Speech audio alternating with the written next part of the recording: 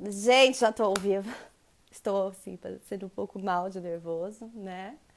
Tudo bem, vou esperar todo mundo aparecer. Enquanto isso, eu fico falando sozinha. Oi, pessoas que já apareceram. Espero que todo mundo fique à vontade, entendeu? Eu tô nervosa. Tô nervosa com o nosso próximo convidado, que será Geo Willis. Eu vou até já escrever aqui, que mandaram escrever.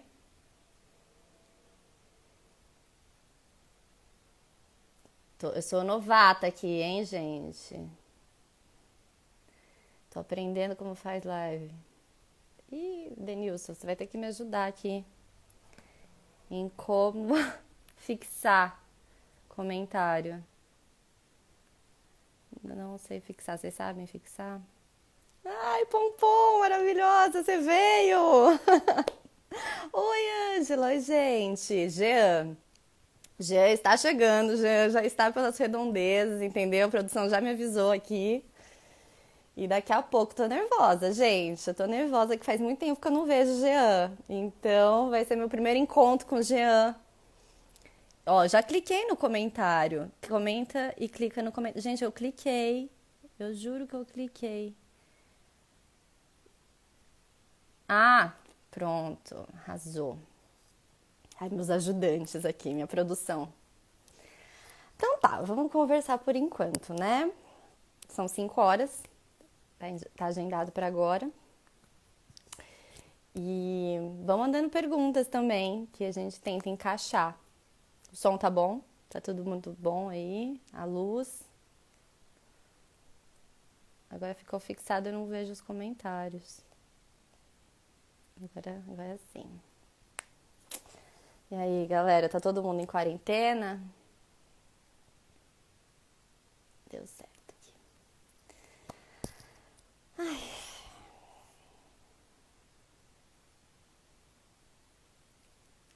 Ó, tô falando pra torcida do Babu votar na Mari. Então, gente, quem aí for de BBB, vote na Mari, tá? Tenho que falar essas coisas porque eu tô nervosa. Estou tensa. Pera aí. Ai, Jean apareceu aqui, gente. Fiquei nervosa, fiquei nervosa. Ai, meu amor! Que Oi, querida, tudo saudade! bem? Tudo Tá bem? Como você linda. tá? Você tá muito Tô bem. lindo! Essa virou uma pergunta retórica, né? A gente pergunta É, se está bem para ficar bem, né? Eu tô bem de saúde, tô de isolamento, tô isolado, tô em confinamento, tenho esse privilégio de estar em confinamento, tô seguro, mas estou apreensivo, né? E estou apreensivo como imagino que você está, como imagino que todos nós estamos nesse momento, no Brasil mais que em qualquer outro lugar, né? Por conta da crise sim. política aprofundada, agravada, estendida. Mas é isso, eu estou bem, bom te ver.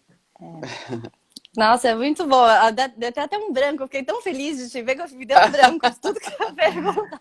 Querida, Desde 2018 que eu não te vejo. é verdade. Desde 2018 que as pessoas não me veem no Brasil, né? Porque desde 2018, do final de 2018, eu optei não, porque não tinha muita opção, né? Na verdade, as condições em que eu me encontrava me obrigaram a Sim. sair, na verdade, como forma de me manter vivo. Então, desde lá eu tô fora, tô em exílio e trabalhando aqui desde então. Então, e dois momentos muito difíceis, né? Porque você saiu do Brasil, porque você foi ameaçado. E aí você Uhum, teve que construir sua vida, né? uhum. E agora um outro momento que também é super delicado. E como é que Sim, foi esse processo para você? Como é que tá sendo? Porque você tá passando uma quarentena longe da sua casa, né? Longe sim, dos seus. muito. Marcela, olha, na verdade eu não tive muito tempo sequer para reavaliar e elaborar os impactos do que estava, os impactos de tudo que eu vivi desde 2016 no Brasil, né? A partir de 2016 com o golpe de 2016, porque todas as rupturas, a ruptura democrática se dá em 2016 com o golpe contra Dilma, a ascensão da extrema-direita com muita violência, com muitas expressões da violência política contra as pessoas de esquerda, progressistas, humanistas, contra os movimentos sociais, contra os defensores de direitos humanos, né? E eu me situo em diferentes, eu estou posicionado nesses diferentes campos, né? Então, de lá para cá, eu sofri um conjunto de violências, e aí as mais graves foram as ameaças de morte contra mim e contra a minha família. E 2018 foi o ano em que Marielle foi assassinada, foi o ano em que eu tive que viver de escolta todo ano, escoltado por policiais por conta das ameaças de morte. E eu saí e eu não tive tempo de elaborar os impactos disso, inclusive na minha psique, né? Porque imediatamente eu Sim. fui jogado no front. Eu tive que vir para o front de novo, da batalha, em defesa das pessoas desse país, né?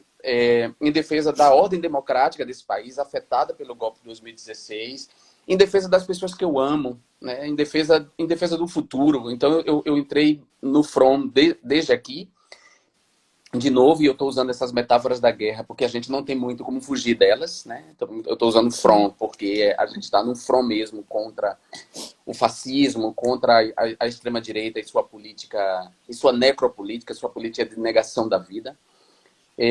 Então, não tive tempo de elaborar. E aí, no meio disso, desse processo de adaptação a uma vida fora, a estar fora do seu território, estar fora da sua língua, veio a pandemia de Covid-19. E isso afetou a todos nós, né? E Uhum. afetou a todos nós dentro assim, tem afetado muito todos nós. Mesmo quando estamos no mesmo território, imagine você vivendo num território que não é o seu e falando uma língua que não é a sua, né? Torna-se tudo Sim. muito difícil. Sobretudo, torna-se difícil, aumenta o sentimento de impotência, porque eu não estou aí e eu queria poder fazer mais do que o que eu estou fazendo nesse momento que o país está vivendo, entendeu? Não, é bem complicado. E aí, falando disso, né, de Estados Unidos, você tá nos Estados Unidos agora, né? Sim, Tá nos Estados sim. Unidos. E a gente aqui no Brasil tem Deixa eu dois ligar. paralelos ali de Trump e Bolsonaro e da extrema direita que Uhum. agora não, né? Sempre acreditou nas fake news e que elas vêm muito fortes de novo depois das eleições para mentir os dados, para desmentir médicos. E assim, como que você vê isso? Como que a gente lida com essa descrença por parte da população nas notícias verdadeiras, nas fontes de credibilidade? Você acha que existe uma solução contra as fake news? Porque é muito grave, porque elas estão colocando, além de elegerem dois, né, fascistas, agora pessoas correm risco de vida, né? Por Sim. causa das fake news. O fenômeno das fake news ele ainda não está completamente compreendido porque ele tem múltiplas dimensões, né? Eu estou estudando as fake news aqui na Universidade de Harvard, a convite da universidade, Sim. no Instituto Afro-Latino-Americano do Hutchins Center. O fenômeno das fake news ele tem múltiplas facetas, né? Ele tem que ser compreendido nessa sua forma multifacetada. Então ele não está completamente compreendido, mas estando sobre o aspecto subjetivo, né? O que leva as pessoas a consumirem fake news e acreditarem nas fake news contra o discurso da ciência, né? Sim. E até mesmo contra o discurso, contra a boa prática política. Né? Então, esse é um fenômeno complexo que envolve, por exemplo, a, o fenômeno do Big Data, quer dizer, o mundo sendo convertido em dados, né? Uhum. Operados por algoritmos, dados que nós fornecemos às corporações de comunicação, às novas corporações de comunicação, essas que controlam as mídias sociais, né? Facebook, Google, Twitter, é, YouTube, Amazon, Netflix, quer dizer, todas essas empresas de comunicação, nós estamos fornecendo permanentemente dados para elas e esses dados vêm sendo utilizados para nos controlar por meio de algoritmos, para impactar nossas vidas, não só em termos de consumo de mercadorias, ou seja, dirigir mercadorias para Uhum. que nós consumamos, especificamente para nós, Aí a própria noção de nicho de mercado está sendo implodida na medida em que tem agora uma publicidade dirigida ao indivíduo, né? Não mais a um grupo, cada vez mais uma publicidade insidiosa, mas também para nos levar a consumir ideias políticas, para mobilizar, interpelar nossos preconceitos, para interpelar aquilo que já nos constitui, que é uma herança do nosso processo de socialização, herança do processo histórico de formação dos nossos estados-nações, de construção das nossas sociedades, Uhum. né? Então, esses preconceitos que já estão em nós, de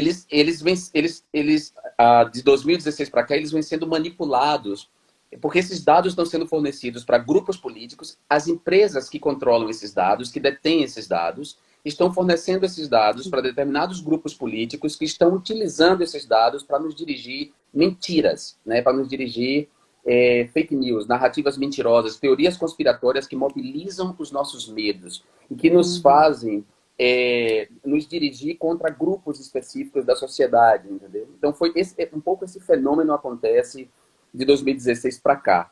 A epidemia de Covid-19 pode modificar um pouco isso a médio prazo, digamos, né? É, Uhum. a morte, ela traz o medo da morte, que curiosamente a morte é a única certeza que nós temos, mas nós temos Sim. um medo atávico dela, né? Um Uhum. medo atávico, um medo inconsciente. Nós temos um terror de desaparecer. Então, a pandemia, ela nos colocou diante desse terror, né? Nos fez nos confrontar com a nossa finitude, e uma finitude dolorosa, na medida em que as pessoas que estão morrendo de Covid-19 morrem sozinhas, morrem sem rituais de luto, né? Morrem sem os seus parentes, sem se despedir, sem rever a sua vida. É uma morte muito dolorosa. E aí, Sim. desse medo concreto, ainda que existam pessoas em estado de negação, porque também o terror provoca um estado de negação, você tende a acreditar em mentira, né? Você tende a se enganar diante do perigo. A grande maioria tem se conscientizado desse perigo, né? Está consciente desse perigo. E por estar consciente desse perigo, essa maioria tem ouvido mais a ciência, tem ouvido mais o jornalismo de referência, né? Tem ouvido mais as vozes que estavam perdendo a autoridade para as fake news, né? Então Sim. tem um movimento aí que eu acho que vai rolar pós-Covid, que é uma certa restituição de autoridade a vozes como a voz da ciência, porque a gente depende da ciência agora para o remédio ou para uma vacina, né? A gente depende. Então, a pandemia de Covid-19, ela trouxe também ela mostrou as contradições e os limites das políticas neoliberais, que são essas políticas que defendem um mercado livre, né? E um Estado mínimo, um mercado livre e um Estado mínimo. E a pandemia de Covid-19 mostrou que o Estado mínimo, ele não tá preparado, ele não é o ideal para combater uma pandemia para combater uma pandemia, né? Porque eu não vou nem entrar na tautologia de dizer de dimensões globais. A pandemia já pressupõe, o prefixo pan já pressupõe que é no mundo inteiro. Então, uma pandemia ela tem que ser, ela só é enfrentada se a saúde for tratada como um bem público, né? Como um direito Sim. coletivo, como se a gente considerasse que todas as pessoas têm direito universal à saúde. E, portanto, a pandemia só pode ser enfrentada se houver um esquema de cooperação entre os Estados-nações que estão globalizados, né? Os mercados estão globalizados, então a solução teria que vir também de uma saúde globalizada, digamos assim, de sistemas de Sim. saúde globalizados ou cooperativos para enfrentar a pandemia. E o neoliberalismo era o contrário disso. O neoliberalismo estava as políticas neoliberais em relação à saúde é uma política de privatização da saúde, ou seja, tem direito à saúde Sim. quem paga, quem pode pagar um plano de saúde, ou seja, não é competência do Uhum. Estado manter um sistema de saúde que possa atender a todo e qualquer cidadão, independentemente da sua classe social, né? Então, mostrou esses limites, eu acho que o Covid mostra isso, mostra a incompetência dos governos de extrema-direita no mundo, né? E aí, com destaque para concluir a sua pergunta, com destaque para Donald Trump, porque Donald Uhum. Trump não é apenas um imbecil, um presidente imbecil dos Estados Unidos, né? Ele é um presidente imbecil de um império. E, portanto, a Sim. eleição dele teve um impacto em todo mundo, né? E a maneira como ele se comporta em relação a pandemia de Covid-19 impacta em todo mundo. Ele, por exemplo, ameaçou cortar as verbas da Organização Mundial de Saúde. Então, a gente vê aí uma diferença, né, entre a postura de Cuba, por exemplo, da ilha de Cuba, perseguida há anos, retaliada há anos por uma sanção econômica imposta pelos Estados Unidos, por um bloqueio econômico imposto pelos Estados Unidos. Né? Cuba, apesar de todas essas dificuldades econômicas impostas pelos Estados Unidos, Cuba está mandando médicos em ajuda humanitária para diferentes países, sobretudo os países do Caribe e da América Latina, mas também mandou para e os Estados Unidos, que é um país riquíssimo, apesar da desigualdade social que há aqui nos Estados Unidos, o presidente dos Estados Unidos decidiram cortar as verbas da Organização Mundial de Saúde, que está liderando nesse momento a pandemia de Covid-19. Então, a gente vê aí claramente que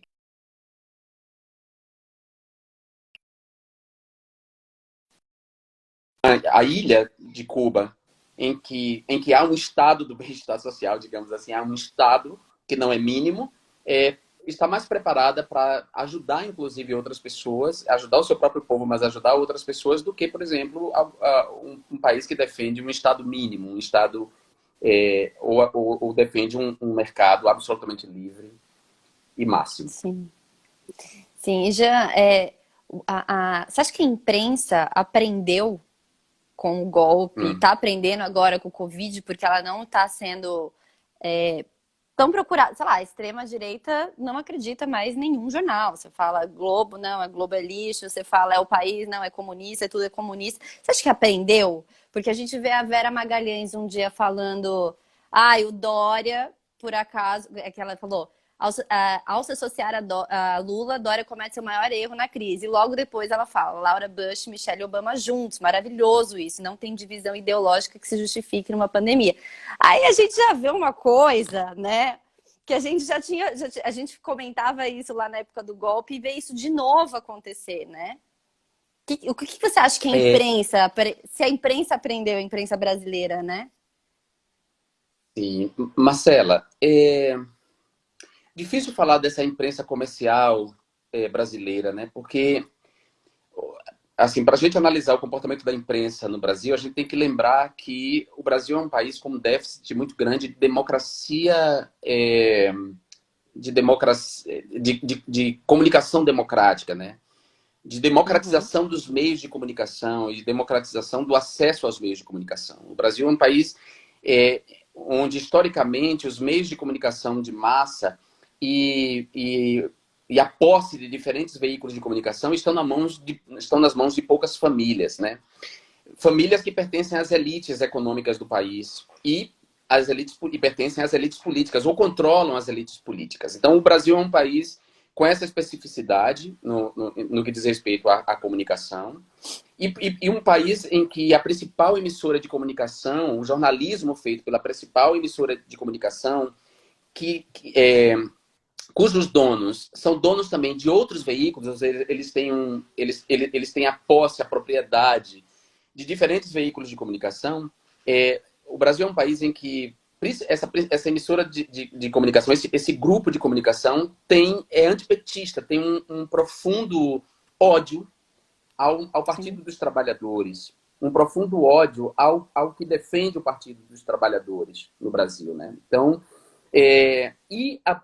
essa imprensa agiu durante toda a chamada era Lula, né, que são os governos do presidente Luiz Inácio Lula da Silva, e durante os governos Dilma, principalmente essa emissora de televisão, o jornalismo praticado por essa emissora de televisão, mas também por outros veículos de comunicação, atuaram estimulando um antipetismo, flertando com a prática das fake news, né? Flertando com uma desinformação, flertando com uma manipulação grosseira, desonesta intelectualmente da informação, de modo a mobilizar as massas contra o Partido dos Trabalhadores, contra o governo do Partido dos Trabalhadores. Isso gerou, por parte das esquerdas e do campo progressistas, uma crítica permanente a essa manipulação política feita pelos meios de comunicação, uma crítica desses métodos sutis, às vezes, ora muito pouco sutis, de manipulação da notícia, né?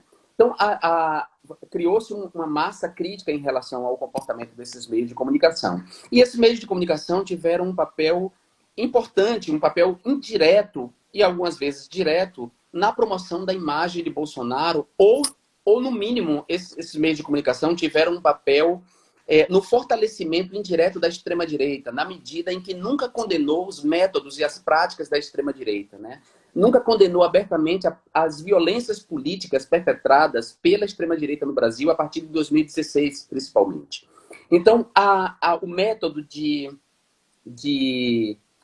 intimidar as pessoas por meio de vídeos, de ameaçá-las, de produzir vídeos constrangedores, de tirar falas do contexto, de fazer vídeos lacradores, humilhando as pessoas públicas, né? A encenação grotesca de enforcamentos e de fuzilamentos de pessoas da esquerda promovidas nas manifestações da extrema-direita pelo impeachment da Dilma, o discurso antidemocrático de Jair Bolsonaro e de sua família, né? Tudo isso foi, de alguma forma, negligenciado por essa imprensa, porque tratava-se, naquele momento, de derrubar o PT a qualquer preço do poder, né? E, então, essa imprensa, ela acabou gerando um monstro contra si mesma. Porque o Sim. que acontece agora é que esses métodos utilizados pela extrema-direita vêm sendo utilizados contra essa imprensa e contra os repórteres dessa imprensa, contra os jornalistas dessa imprensa, né? A intimidação, os vídeos difamadores, a mentira, a ameaça. Quer dizer, essa imprensa, ela perdeu a chance de agir com honestidade, ela agiu com muita desonestidade intelectual no período em que precisava inflar o antipetismo, e agora ela está pagando um preço. Eu não diria que ela se arrependeu, mas ela sabe o monstro que ela criou. E ela sabe que esse monstro também foi gerado por ela, né? Ela não vai se isentar dessa responsabilidade agora, porque a gente não vai deixar. A gente não vai deixar que ela se isente dessa responsabilidade. Então, nesse momento, assim, eu acho que o jornalismo de referência voltou a fazer jornalismo. Acho que a Rede Globo voltou a fazer jornalismo.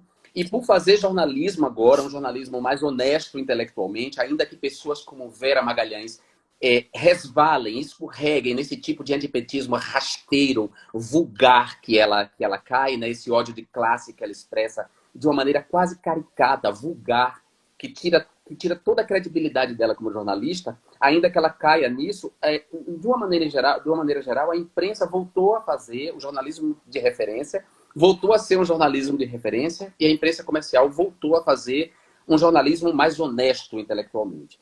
Então, agora, o que se passa é que a extrema-direita no Brasil, ela entendeu que existem outros meios de comunicação e que agora há essa comunicação produzida pelas mídias sociais, uma comunicação subterrânea, insidiosa e capilar, né? Os grupos de WhatsApp, as mensagens disparadas para os números de WhatsApp, os robôs, os bots, a estratégia do silenciamento, da espiral do silêncio feita pelos robôs, tudo isso vem sendo utilizado pela extrema-direita como forma de disputar os imaginários com o jornalismo de referência, né? Então, não sei se eles se arrependeram, mas eu acho que eles voltaram a fazer um jornalismo. E acho que uma das coisas boas da epidemia de Covid é também uma conferência de autoridade a essas vozes, que são vozes que, ainda que possam praticar uma ou outra desonestidade intelectual, podem ser responsabilizadas pelo conteúdo que produzem, né? Judicialmente, essas emissoras podem ser responsabilizadas pelo conteúdo que produzem. Vou dar um exemplo. O SBT tem um apresentador vulgar, rasteiro, um ignorante motivado, cheio de botox na cara, que eu esqueci o nome dele agora, mas um fascista Ai, que ofendeu a Ludmilla com uma frase racista, um fascista cafona que só vive falando em Deus e na família, mas é uma como figura sempre, né? abjeta, execrável, que defendeu a existência de um campo de concentração para os idosos, né? Esse Ah, eu sujeito, ao vi fazer isso. isso, foi responsabilizado, imediatamente responsabilizado, ou seja, a emissora teve que suspendê-lo, ele ficou suspenso alguns dias, a emissora teve que pedir desculpas, ele voltou e pediu desculpas, há um processo contra ele, né, rolando, ou seja, essas empresas elas podem ser mais responsabilizadas pelo que fazem do que do que os produtores de fake news, que são invisíveis, né? Embora se saiba, por exemplo, que o criminoso Alan dos Santos, o difamador, quanto mais... esse cara, é grave que esse cara não esteja preso, não esteja responsabilizado pelo tanto de crime que ele já cometeu. Embora se saiba quem ele é, que ele pertence ao gabinete do ódio, né? Que é o gabinete disseminador de mentiras, quase sempre você não sabe a origem da fake news, né? A origem da fake news se perde porque a própria tecnologia, essa nova tecnologia da comunicação, que já não é mais tão nova assim, permite que perfis apócrifos produzam as fake news. Embora possa fazer uma investigação e entender, a partir de indícios, deduzir quem está por trás do perfil apócrifo, quase sempre as fake news partem de perfis apócrifos que não podem ser identificados. E por isso, sem a identificação, não há a responsabilização de quem produziu. Ou seja, eu, por exemplo, quando processei todas as pessoas que me difamaram com mentiras e calúnias que não cessam, eu difamei elas e elas usaram como argumento, eu processei elas e elas usaram como argumento de que não foram elas que produziram a mentira, né? Não foram elas que produziram a fake news. Elas usaram isso como argumento. Mas aí, o que eu contra-argumentei, os meus advogados contra-argumentaram foi que ela não sabe quem produziu a mentira, mas ela divulgou conscientemente a mentira.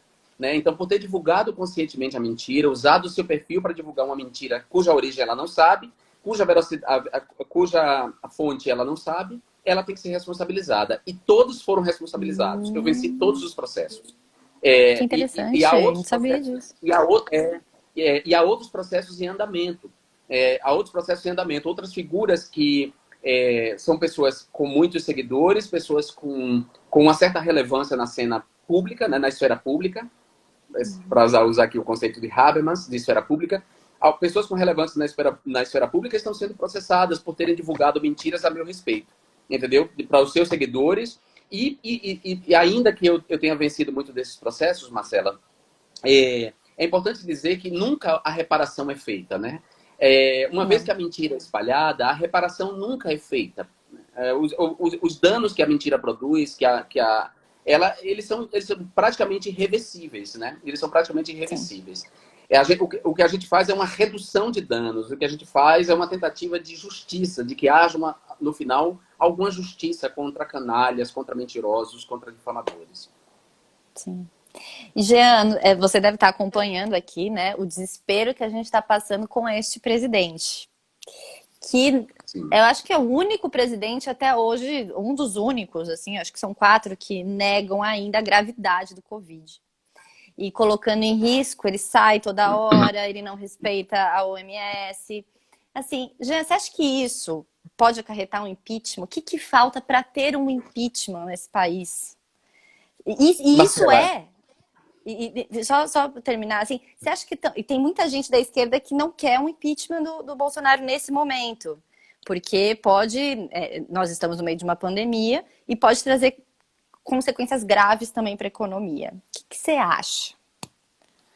olha, é tão difícil, assim, eu não gosto de fazer exercício de futurologia e é muito difícil falar do Sim. Brasil, porque o Brasil está vivendo uma realidade, cada país está vivendo uma realidade muito complexa, né? Não estou aqui reduzindo a complexidade dos outros países, mas talvez o Brasil esteja nesse momento vivendo a realidade mais complexa, porque o Brasil eu acho que há 2 ou 3 países no mundo em que os presidentes entraram, Em negação. em negação, né? Estão com uma postura negacionista. 2 ou 3. Nenhum deles igual a Bolsonaro. Nenhum deles com o nível de má fé, com o nível de maldade que envolve as atitudes de Bolsonaro. Bolsonaro sabe que ainda tem mais de 25% do eleitorado brasileiro. Ele governa para esse eleitorado. Ele tem governado para esse eleitorado.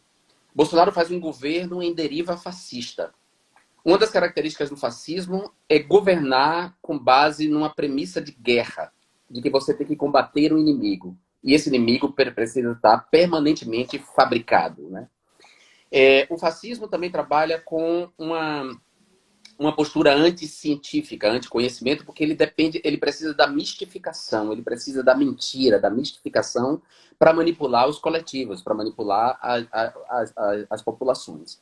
Então ele trabalha numa postura ele tem atitudes anti-intelectuais, atitudes e ações anti-intelectuais, ele é anti-ciência, como eu disse, trabalha nessa produção permanente de inimigo. Então, Bolsonaro está o tempo inteiro insuflando esses mais de 25% dele contra esses inimigos imaginários, que vão mudando, né? Hoje, por exemplo, o escroque do filho dele publicou um Qual tweet que deles? diz assim: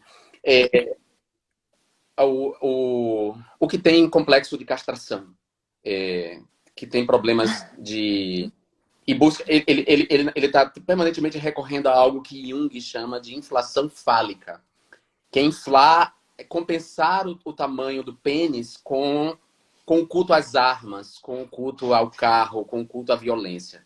É esse sujeito aí, que eu não lembro qual é o número deles, mas é o que é 01, deputado 02, federal, 03? publicou eu não sei qual é o número, mas nem me interessa muito saber, mas É ele um desses publicou hoje daí. um tweet que é um desses daí, em que ele diz assim: no Brasil pode a marcha das vadias enfiar crucifixo no cu. Pode a parada gay com orgias. Só não pode o presidente comentar alguma coisa assim. Então, olha o jogo mistificador e de manipulação dos preconceitos das pessoas. Aí ele diz, ele primeiro afirma uma mentira, que na Marcha das Vadias, as pessoas enfiam um crucifixo no cu. Isso não é verdade, isso é uma Não mentira. existe. Eles pegaram imagem de uma manifestação punk, isolada, de um grupo de iconoclastas isolados, punk, usou essa imagem para difamar o movimento Ele Não, conduzido pelas mulheres, usou essa imagem para difamar a Marcha das Vadias, que é uma marcha que tem esse nome para poder, inclusive, problematizar o insulto vadia contra as mulheres, né? Quer dizer, uma marcha feminista que busca ressignificar o insulto vadia, né? Ele mente, então ele afirma uma primeira mentira, depois ele afirma uma segunda mentira de que as paradas gays têm orgias. Quer dizer, essa é uma mentira absurda. E ainda que pessoas na parada gay possam fazer sexo, como se faz no carnaval, porque sexo é um direito da pessoa. O sexo entre pessoas adultas e capazes não deveria ser condenado por ninguém. Ainda que houvesse orgias na parada, é uma mentira que ele está dizendo. E ele não poderia evocar isso para justificar a ameaça que o pai dele fez à Constituição Federal e à democracia brasileira. Mas entenda como ele mistura os assuntos de modo a manipular os preconceitos das pessoas, a manipular os preconceitos que as pessoas já têm em relação às mulheres feministas e o preconceito que as pessoas já têm em relação à comunidade LGBT. Ou seja, ele está fazendo exatamente o que o pai fez durante a campanha de 2018 e está fazendo exatamente o que eles fizeram a vida inteira. Quer dizer, então, Bolsonaro não saiu da posição em que ele está de maneira mais clara para as pessoas, porque ele só passou a existir para mais gente a partir da minha chegada no parlamento, né? A partir de então, Bolsonaro não saiu da posição que ele ocupa, de antidemocrata, de fascista, de defensor da ditadura militar e da tortura, de racista, de homofóbico e de estar o tempo inteiro insuflando os preconceitos das pessoas. Ele não mudou nada, ou seja, então a política dele é a mesma, é uma política do ódio e da produção de inimigos.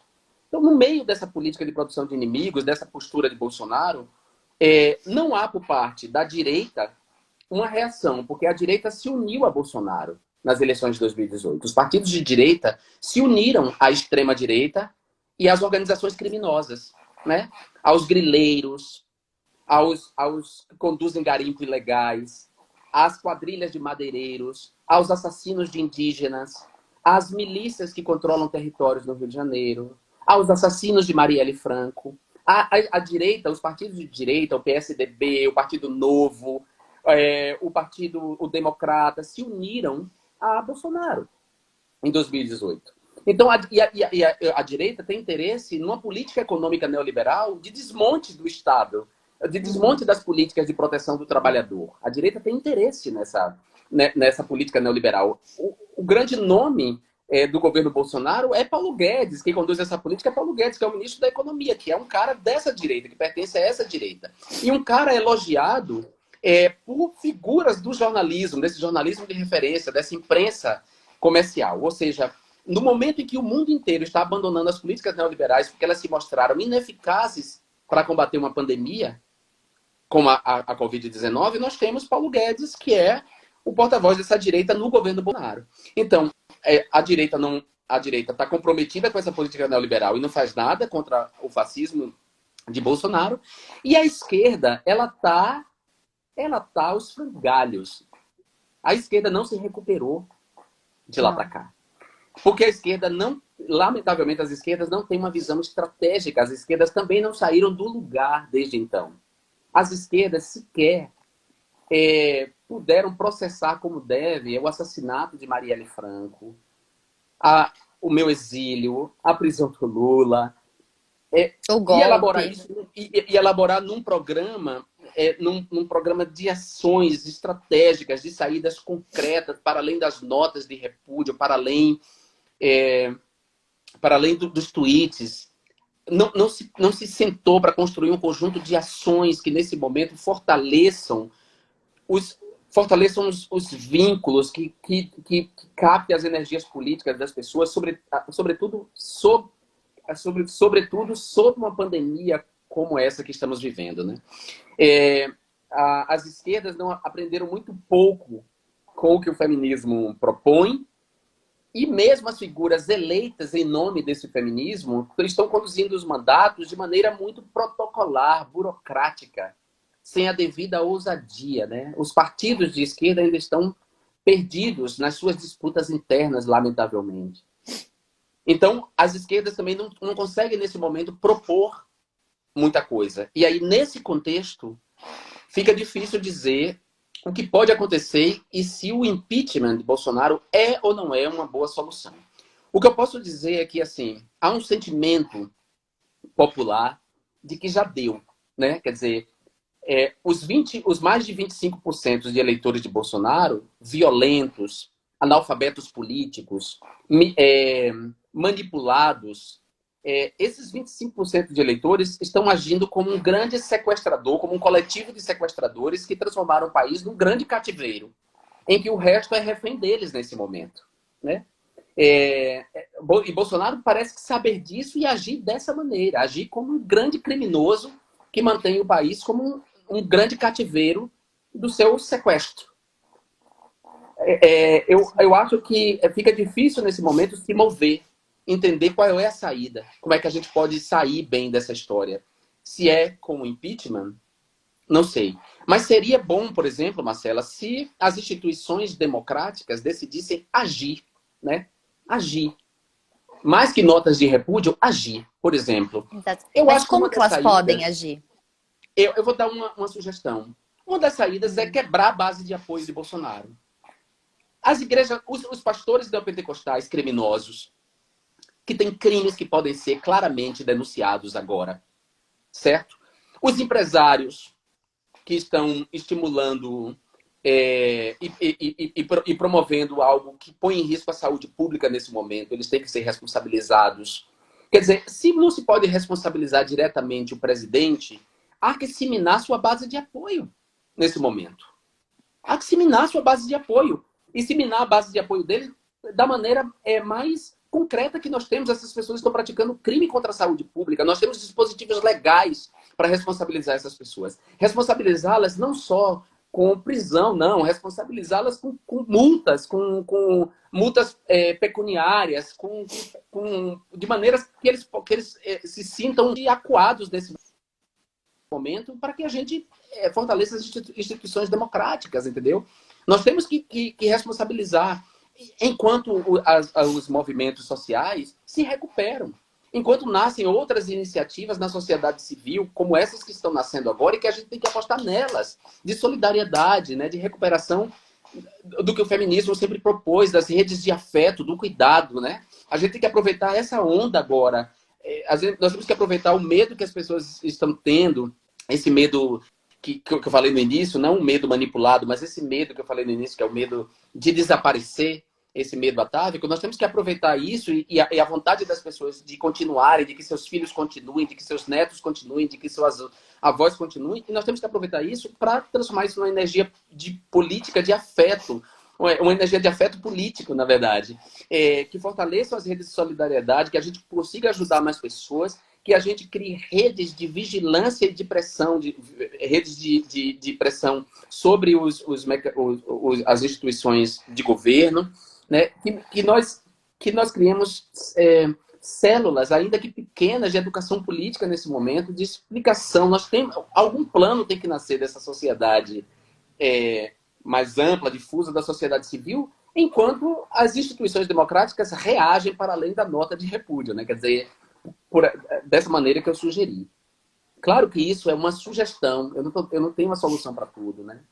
E eu sou alguém que estou fazendo análise do que está acontecendo no mundo, com um foco mais no sul global, nos países. Inclusive, eu acho que a gente precisa olhar para a América Latina e olhar, por exemplo, quais são as soluções que o Chile está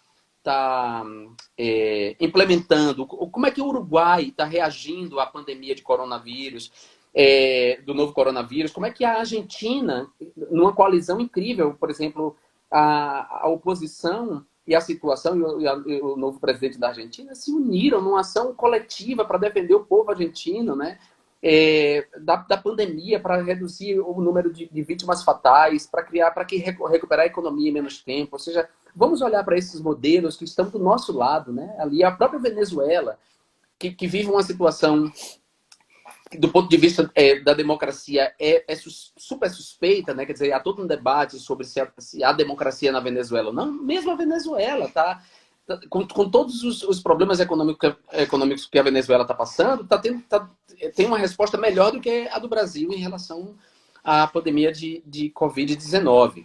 Então, o que eu estou propondo aqui são sugestões. Eu acho que os partidos de esquerda, das esquerdas, precisam urgentemente sair desse estado catatônico e desse estado de negação inconsciente, porque o estado de negação não é consciente, mas ele é inconsciente na medida em que nada foi feito de lá para cá, nada foi elaborado em termos de estratégia.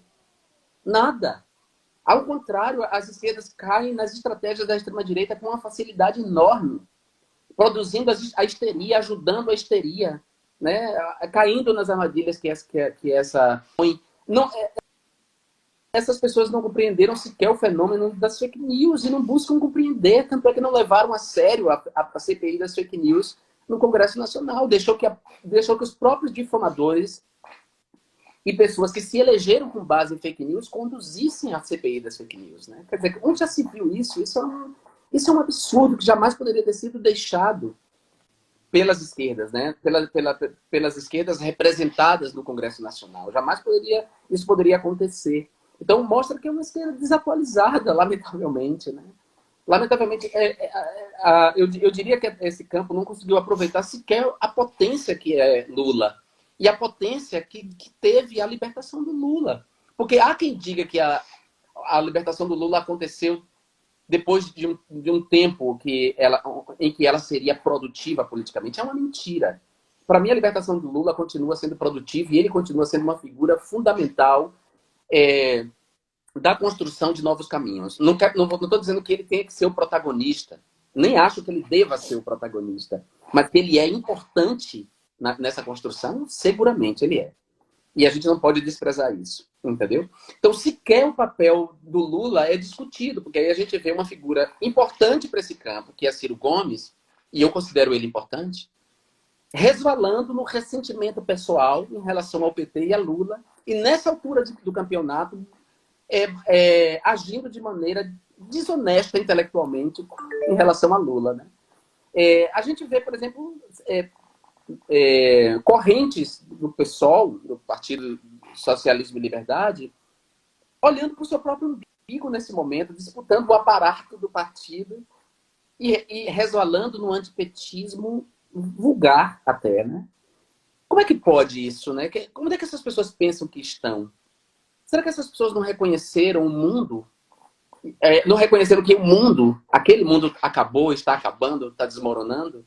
E que é urgente construir um novo mundo? Será que essas pessoas não estão vendo as mudanças climáticas, o aquecimento global, as mudanças climáticas e todo o impacto que já está rolando na economia? Será que as pessoas não estão notando o que está rolando no mundo em termos dessa datificação, né, dessa conversão é, das nossas ações, dos nossos pensamentos, das nossas ideias, de tudo em dados que podem ser manipulados por algoritmos e por empresas de comunicação que estão cada vez mais ganhando uma centralidade em nossas vidas? Será que as pessoas não estão vendo a emergência do capitalismo de vigilância, a perda das liberdades individuais, um moralismo combinado com a tecnologia, sabe? Será que as pessoas não estão notando isso? É impressionante, assim. É impressionante, é impressionante. Já, a gente já tá chegando, tá? Faltam menos de 10 minutos para acabar. E aí eu tô vendo vários comentários aqui. Você tá falando, às vezes eu dou um sorriso porque eu vejo os comentários, as pessoas estão morrendo de saudade de vocês. Tá mandando, todo mundo tá mandando muitas coisas boas aqui para você. Muita Ah, gente querendo saber se você volta. Falaram Jean governador. Até falar sobre os governadores, assim. E você sim. volta. O que Não, você não. tá Deixa eu dizer uma achando? coisa para vocês. Hum, Marcela, olha, eu vou dizer uma coisa. Se depender de mim, eu não estou fugindo aqui da responsabilidade que o destino pode me dar. É, meu pai dizia, né? Minha vontade é de não voltar para concorrer a nenhum. Tenho nenhuma vontade nesse sentido de voltar mais. Eu acho que eu já dei minha contribuição. E quero dar minha contribuição, continuar dando minha contribuição nesse âmbito mais amplo, colaborando dessa maneira que eu posso, que é uma maneira muito plural, inclusive, porque você sabe, eu tenho um apreço pelas artes, né? Eu sou uma pessoa que as artes me sensibilizam, eu acho que as artes têm um papel fundamental na vida da gente, na nossa saúde, né? A cultura, as artes. Então, como jornalista, como escritor, fazendo os meus desenhos terapêuticos, fazendo essas análises, virando esse intérprete, né? Fazendo a pesquisa, eu acho que é a maneira que eu vou colaborar, né? Se o futuro exigir de mim, esse futuro que a gente vai estar construindo, exigir de mim uma responsabilidade maior nesse sentido, em nome das pessoas, é óbvio que eu vou assumir, mas eu diria que agora eu não tenho vontade. Eu quero voltar ao meu país, eu quero voltar a viver no meu país, a viver no sentido amplo da palavra, no sentido amplo e profundo da palavra, né? Viver sem medo. sim. Eu quero voltar a viver sem medo no meu país. Eu quero reencontrar no meu país a liberdade que eu encontrei aqui fora, certo? Quero voltar. Eu gosto de falar a minha língua. Eu gosto dos meus amigos, eu amo minha família. Eu gosto das paisagens do meu país. Eu gosto do meu Nordeste. Eu acho que o Brasil está em disputa e o Brasil ele é essas pessoas racistas, medonhas, que estão indo para as ruas agora nesse momento pedir a volta da ditadura militar, mas o Brasil é a gente também. O Brasil sou eu e você. O Brasil também é cor de rosa e carvão, para citar a música de Carlinhos Brown. O Brasil não é só verde, anil e amarelo. O Brasil também é cor de rosa e carvão. Patrimônio de Antônio Anônimo Nômade, homem que rompe Adão com facão. É Pixinguinha, é Patativa do Assaré, é Dona Lia de Itamaracá, é Dona Selma do Coco, é Rita Benedito, é Marisa Monte, é Giovanni Nascimento, é Carola Saavedra, para citar aqui, é Tereza Cristina, o Brasil é toda essa gente bacana, essa gente legal, que herdou dos negros africanos o que há de melhor, de potente, de resistência, que herdou dos povos originários essa vontade de continuar existindo, apesar das epidemias, apesar do extermínio programado. Nós somos esse país também e a gente precisa recuperar esse país agora. Agora, porque tem muita gente precisando de nós e cada um vai ajudar como pode. Quem estiver distante ajuda como pode, como eu. Quem estiver perto vai ajudar diretamente. E eu quero dizer para as pessoas que eu decidi dar essa entrevista para você, porque eu acredito nas iniciativas da sociedade civil e, sobretudo, nas iniciativas que defendem agora as mulheres, porque há mulheres que estão correndo risco de vida na quarentena, porque os maridos estão ameaçando ela. Ou seja, não bastasse a pandemia de Covid, não bastasse a pobreza, não bastasse tudo, ainda tem a ameaça de morrer dentro de casa pelo seu próprio companheiro, né? Então, o seu perfil é um perfil de promoção dos direitos das mulheres, de promoção da equidade de gênero, de ações concretas em defesa desses direitos. Então, acho importante empoderar essas pessoas, mais pessoas da sociedade civil, que tragam ações para além das ações dos partidos, né, de esquerda. É Com isso. certeza. Eu tô Obrigado. morrendo de saudade. Obrigada por trazer tanta sabedoria pra gente e um pouquinho de esperança. Eu quero Obrigado, muito minha que você querida. seja feliz e que você esteja feliz onde você estiver. Vamos ser felizes, E vamos ser felizes. A gente vai construir esse futuro, Marcela. A gente está passando por um momento muito difícil, difícil mesmo, para todos nós, individual e coletivamente. É muito difícil. Cada dia é um novo dia, né? Cada dia a gente vai encontrando soluções para esse dia, desde soluções para a gente, desde soluções para quem precisa de nós, para quem está precisando da ajuda direta. E a cada passo que a gente dá, mais distante a gente fica do abismo, mais próximo a gente está de um futuro, né? Porque o futuro vai se construindo nesse dia a dia. Eu quero agradecer a todas as pessoas que... Eu não leio os comentários porque você sabe que sempre há fascistas, sempre há robôs sempre. e idiotas motivados. Então, eu não quero ler, não me interessa. A gente passa por cima desses comentários, mas aí me impede de ler os comentários bacanas, né? E eu queria dizer para as Eu pessoas só vi que... coisa boa. Eu né? só vi coisa boa, Eu viu? queria dizer para as pessoas que deixaram comentários bacanas que é isso. Também a vida é feita de palavras, né? Drummond disse isso. Lutar com palavras é a luta mais vã. Entretanto, lutamos com palavras, mal rompe amanhã.